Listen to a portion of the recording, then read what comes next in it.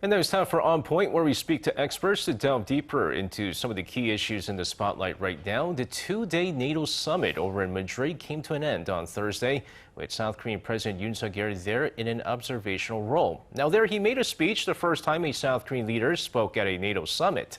But it was much more than a simple participation for President Yoon. He was able to carry out the so-called sales diplomacy with some of the countries taking part. For a look at how things went at the summit, we connect with Kim Young-jun, professor at National Security College at the Korea National Defense University. Good morning to you, Professor. Thank you for having me. All right, first off, let's talk about South Korea's sales diplomacy. I mean, how significant was this so-called sales diplomacy, and what were some of the notable accomplishments?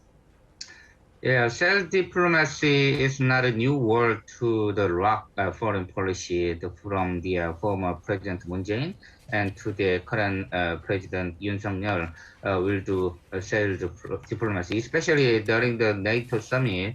Yoon administration focused on the two, especially our K industry, including nuclear power plant export and K defense industry. So with the Czech Republic, Yoon administration tried to sell our nuclear power plant after UAE, and to the Poland, and the Yoon administration focused on the K defense industry, including K9, and also with the Spain, we do a great job. So for this kind of the sales diplomacy will be main foreign policy direction of the Yoon administration for the future. So, Professor Kim, at the NATO summit, President Yoon did push for the denuclearization of the Korean Peninsula. But considering the summit did mainly focus on Russia and its invasion of Ukraine, not to mention China being mentioned there as well, do you think Yoon's speech was enough to kind of garner sufficient interest from the participating countries to help achieve denuclearization? Yeah, our position between the U.S. and China is very unique and different from the European countries. So President Yoon's speech enough to have a very important message to NATO country, but at the same time he do not use the word of China. So it will be it was a very good way to deliver our message without making troubling. And he also focused on the liberal democracy, institutional world order, and also the denuclearization, and the ask to North Korea to join denuclearization negotiation talks again. So his message is powerful and enough to deliver our message to the European country as a middle power in the Pacific area. Now, one of the main focuses of the NATO summit was pushing back against Russia. So how do you think Russia will respond to international solidarity seen at the summit?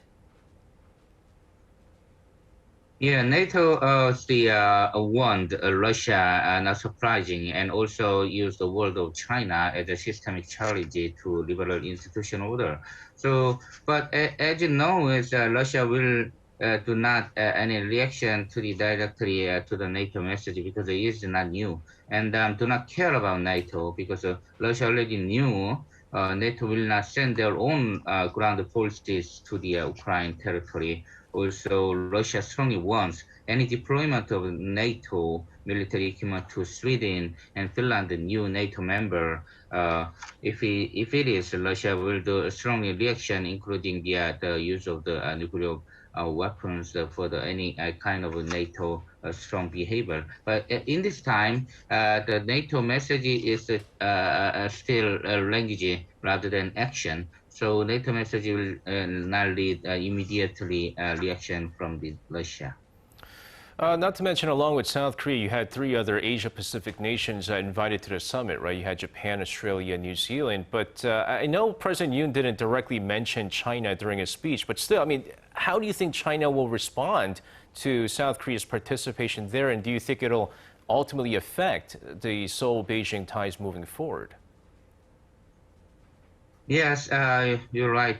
China already warned kind of the South Korean to join NATO conference because it's the first time for the Republic of Korea president to join NATO presidential conference. It's a very symbolic and very powerful message. So China did a very strong message about it, but China will not do immediate reaction for the the South Korea to join the NATO conference, including the revenge of economic trade or something like that. But anyway, in a larger picture, China understands the direction of Yoon administration, foreign policy direction, including cooperation with the NATO and the Quad in the Pacific area. So China will do step-by-step approach to press South Korea with their economic power and trading power. So that's why President Yoon emphasized on the we need to reduce dependency on the China for a while. So China will not do immediate reaction, but anyway, China will do step-by-step approach to press Asian country